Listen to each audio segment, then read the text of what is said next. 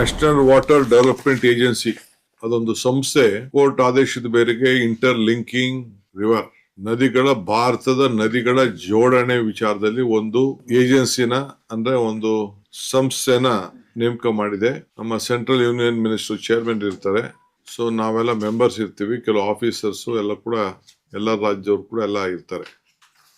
So ಅದು 24ನೇ meeting ಆಯ್ತು. ಆ ಮೀಟಿಂಗ್ ಅಲ್ಲಿ ಅನೇಕ ವಿಚಾರಗಳನ್ನ ನಾವೆಲ್ಲ ಚರ್ಚೆ ಮಾಡಿದ್ದೇವೆ. ನಮ್ಮ ಗೋದಾವರಿ ಕಾವೇರಿ ಲಿಂಕ್ ಬಗ್ಗೆ ಕೂಡ ಮತ್ತು ಬೇಡ್ತಿ ವರದಾ ಅವೆರಡೂ ಕೂಡ ಲಿಂಕ್ ಮಾಡೋ ಬಗ್ಗೆ ನಮ್ಮ ರಾಜ್ಯದ ಸಂಬಂಧಪಟ್ಟಂತೆ ಚರ್ಚೆ ನಡೆದಿದೆ. ನಾನು ಅವ್ರಿಗೆ ಈಗ ಗೋದಾವರಿ ಕಾವೇರಿ ಲಿಂಕ್ಗೆ ನಮ್ಗೆ 15.90 TMC ನೀರು ಕೊಡಬೇಕು, ಒಟ್ಟು 147 TMC ನೀರು ಬರ್ತದೆ. ಅದರಲ್ಲಿ 15.9 TMC ಅಲಾಟ್ ಮಾಡಬೇಕು ಅನ್ನೋದು ಮಾಡಿದ್ದಾರೆ. ಬಟ್ ನೀರ್ ಹೆಂಗ್ ಉಪಯೋಗಿಸ್ಬೇಕು, ಯಾವ ಕಡೆ ಕೊಡ್ತೀರಾ ಅನ್ನೋದು ನಮಗೆ ಬೇಡಿಕೆ ಅವ್ರ ಮುಂದೆ ಇಟ್ಟಿದ್ದೇವೆ. ಆಮೇಲೆ ಡೈವರ್ಷನ್ ಬೇಡ್ತಿ ವರದಾ ಅಂದ್ರೆ ನಮ್ಮಲ್ಲೇನೆ ಲಿಂಕ್, ಇದು ಇಂಟರ್ ರಾಜ್ಯ ಏನಿಲ್ಲ, ನಮ್ದೇ ರಾಜ್ಯದಲ್ಲಿರುವಂತ ಒಂದು ಯೋಜನೆ. 18.5 TMC ನೀರನ್ನ ಅಲ್ಲಿ ನಾವು ಉಳಿಸ್ಕೊಳ್ಳಿಕ್ಕೆ ಒಂದು ಅವಕಾಶ ಇದೆ.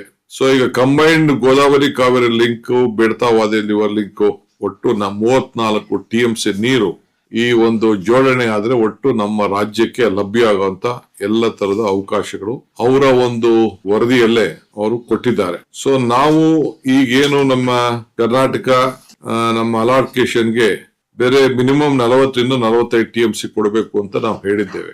ಇನ್ನೊಂದು ಪ್ರಮುಖವಾದಂತ ವಿಚಾರ, ಈಗ ನೀವು ಅಲಾಟ್ ಮಾಡ್ಬೇಕಾದ್ರೆ ಈ ಒಂದು ಬೇಡ್ತಿ ವರದಾ ಮತ್ತು ಗೋದಾವರಿ ಕಾವೇರಿ ಲಿಂಕು ಆ ವಿಚಾರಕ್ಕೆ ಸಂಬಂಧಪಟ್ಟಂತೆ ಮಾಡುವಾಗ 5 TMC ನೀರನ್ನ ಪ್ರತ್ಯೇಕವಾಗಿ ನೀವು ನಮ್ಗೆ ಕುಡಿಯೋ ನೀರಿಗೆ ಅನುಕೂಲ ಆಗ್ಲಿ ಅಂತ ಹೇಳಿ 5 ಭೀಮಾ ರಿವರ್ ಸಬ್ಸ್ಟೇಷನ್ಗೆ ಬೇಸಿನ್ಗೆ ನೀವು ಕೊಡ್ಬೇಕು ಅಂತ ಹೇಳಿ ನಾನು ರಿಕ್ವೆಸ್ಟ್ ಮಾಡಿದ್ದೀನಿ.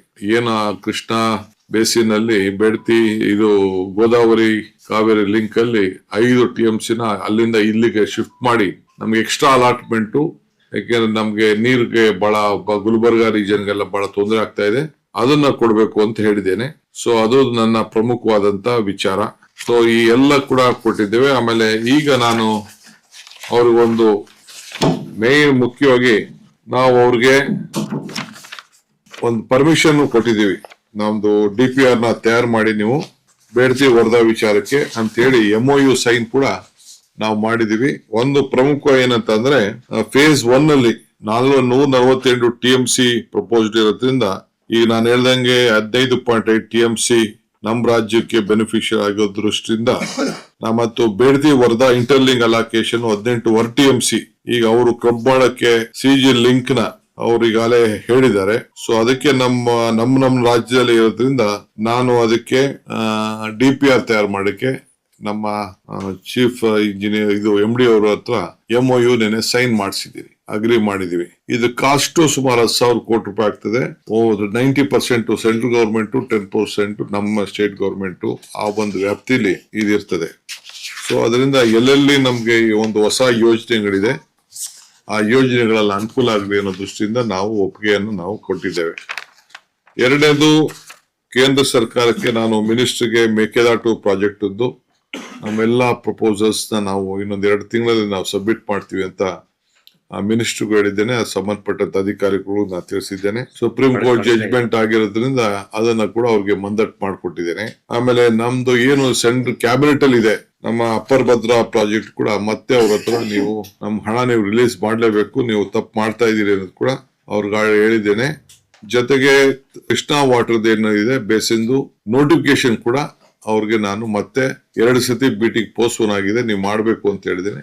ಅವರು ಇನ್ಕ್ಲೂಡಿಂಗ್ ಕಳಸಾ ಬಂಡೂರಿದು ಅದು ಈಗ ಮೀಟಿಂಗ್ ಈಗ ಕಳಿಸಿದ್ವಿ, ಆಫೀಸರ್ಸ್ ಈಗ ಹೋಗಿದ್ದಾರೆ. ಈಗ ನಮ್ಮ ಆಫೀಸರ್ಸ್ ಈ ವಿಚಾರಕ್ಕೆ ನಡೀತಾ ಇದೆ ಮೀಟಿಂಗು. ಆಮೇಲೆ ಎತ್ತಿನಹೊಳೆ ಫಾರೆಸ್ಟ್ ಕ್ಲಿಯರೆನ್ಸ್ ಕೂಡ ನೀವು ಫಾರೆಸ್ಟ್ ಮಿನಿಸ್ಟರ್ ಮೇಲೆ ಸ್ವಲ್ಪ ಒತ್ತಡ ತರಬೇಕು ಅನ್ನೋದು ಕೂಡ ಅವ್ರಿಗೆ ನಾವು ನನ್ನ ರಾಜ್ಯದ ಯಾವ್ದಾವ್ದು ಬೇಡಿಕೆಗಳಲ್ಲಿ ಕೂಡ ಅವ್ರಿಗೆ ಮಂದಟ್ಟನ್ನ ನಾವು ಮಾಡಿಕೊಟ್ಟಿದ್ದೇವೆ.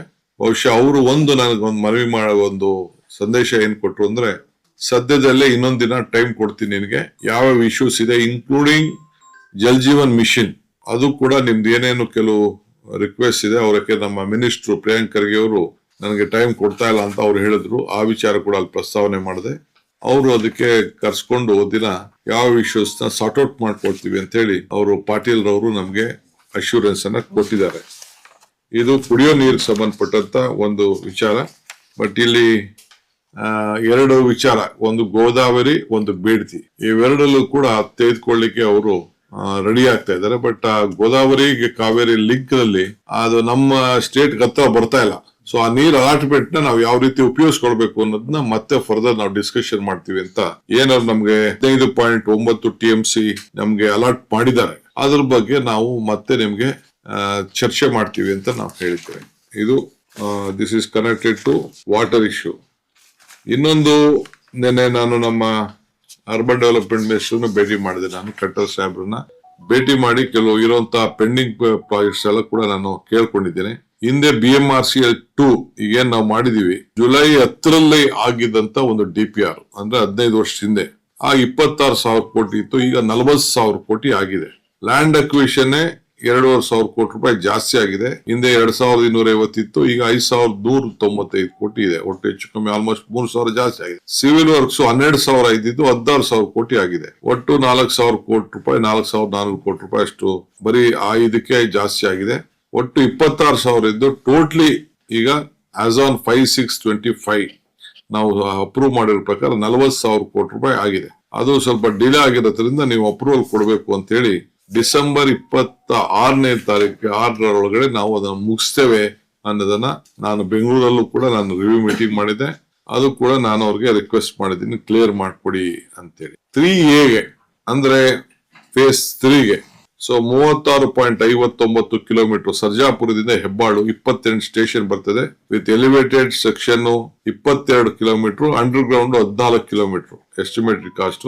ಅದು ಕೂಡ ನೀವು ನಂಗೆ ಅಪ್ರೂವಲ್ ಕೊಟ್ಟರೆ ನಾವು ಕೆಲಸ ಪ್ರಾರಂಭ ಮಾಡ್ತೀವಿ ಅಂತ ಹೇಳಿದ್ದೇವೆ. ಸುಮಾರು 28,000 ಕೋಟಿ ರೂಪಾಯಿ ಒಟ್ಟು, ಅದು 28,405 ಕೋಟಿ ರೂಪಾಯಿ.